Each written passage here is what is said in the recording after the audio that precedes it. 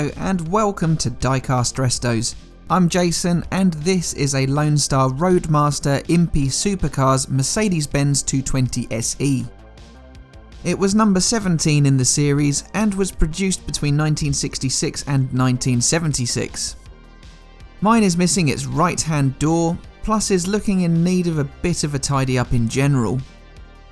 This is one of the Lone Stars lineup that received the full complement of opening body panels, including the bonnet, boot and each front door. The Impy models also benefited from steerable front axles.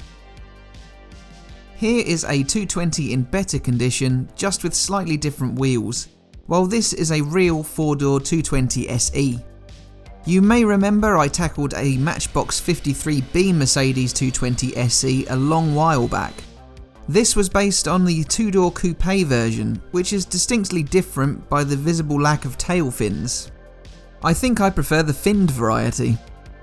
The 1959 to 1968 Heckflosser, German for fintail, had the chassis code W111, shared between the coupe and saloon. It had replaced the W180, the curvaceously shaped ponton. The SE was the highest level of trim at launch, and though it shared the same engine capacity as the 220 and 220S, its M127 engine produced greater power. These straight sixes were used in the later coupe and cabriolet versions released in 1961. Now with all of the parts dismantled, I am still missing a door. The beauty of Lone Star, particularly the later Flyers, is that the parts can easily be borrowed from a donor, like this Flyers 220. Missing a bonnet and suffering a broken window, this will be perfect to cannibalise for my restoration. Here's a look at the base to compare the Impy and Flyers differences. Sadly, there are no readily available reproduction parts for Lone Star castings at the moment. That is aside from the Firenza, of course. That means that there is a decent market for junkyard Lone Star parts, in the constant hope you'll be able to make something out of all of your bits and pieces. I've got several in my to-do drawers waiting for a door, a hood, a windscreen, wheels, you name it. They'll get their chance one day.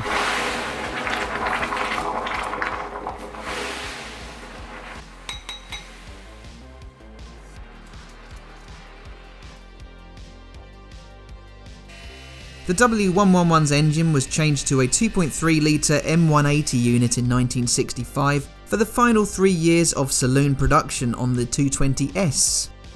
This is because Mercedes had launched its successor, the W108, in 1965.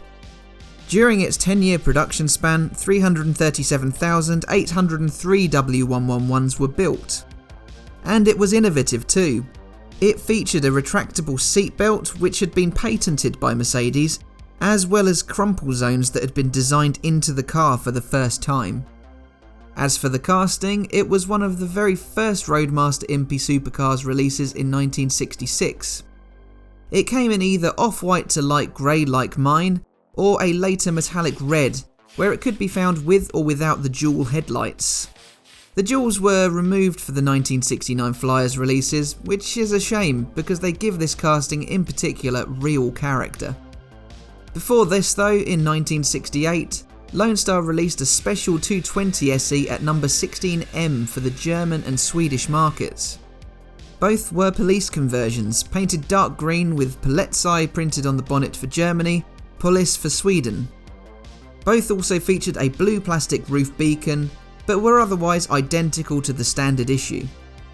The Flyers cars were painted light metallic blue like you saw earlier with my donor car, flat light blue or metallic purple. The purple variety also had some colourful tampo streaks painted across them. The 220 casting saw its demise in 1976 along with the rest of the range. To match the casting's original off-white to light grey colour, I've bought some high coat BMW Mineral Weiss. This is a very similar shade to Tamiya's light grey primer that I use, but I think it will look great on the rebuilt model. It took some time to paint this, what with all of the opening components. Lone Star Impy's got a bad rap for being a bit too floppy and flimsy with these features. I think it is a bit unfair. For play value, just before the onslaught of Mattel with Hot Wheels, it added some real interest. And now as a collector's piece, to me it looks superb. The steerable front axle was a bit questionable though, but with the transition to Flyers wheels when Lone Star jumped on trend ahead of many competitors, that issue was dealt with. It's a bit of a shame that the dual headlights were removed like I said before. With regards to trim, I couldn't find a definitive guide as to how much and where it was added. Under the bonnet was left unpainted metal on most, but I couldn't resist a dab of chrome across the engine bay. The grille and emblem were painted silver on some, that is for definite. I wouldn't have dreamt of leaving that uncovered. Likewise with the bumper, there was a bit of a question mark, but I went whole hog on it, front and rear. Then I got carried away and laid down a base for some non-factory tail light trim and also some bonus door handles. The back end would have looked so bland without this flash of colour. I gave it a simple block of red rather than copying the exact design of the real car. After all, this is a regular restoration, just with some added niceties. The slightly yellow tinted headlights will look amazing on the completed car, and they are a real asset to this diecast.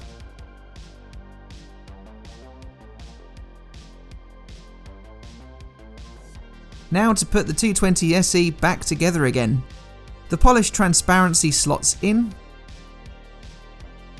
That is followed by the washed red interior piece. Lastly, with the wheels already in place, the base slots in at the back and clips over the narrow rivet post at the front, which does well to hold it all together. So this is how my Lone Star Roadmaster Impy Supercars Mercedes-Benz 220 SE looked. Missing a door and looking a bit scruffy otherwise, this was in need of a transplant from one of my Lone Star donors.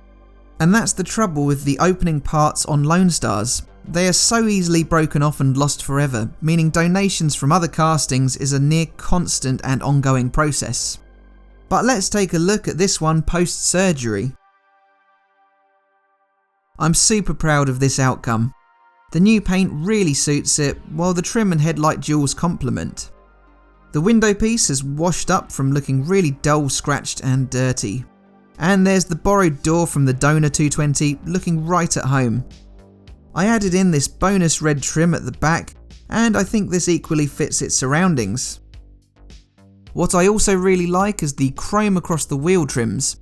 These have been transformed from an anonymous afterthought to a real feature of the casting.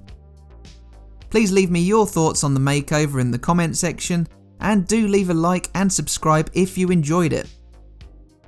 I've opened all the doors, bonnet and boot at the end of the video, where you'll also find a link to my Patreon. I'd be ever so grateful if you would consider supporting the channel. Thanks to my existing supporters. But all that leaves me to say is thanks for watching, and I'll see you again for the next one. Bye for now.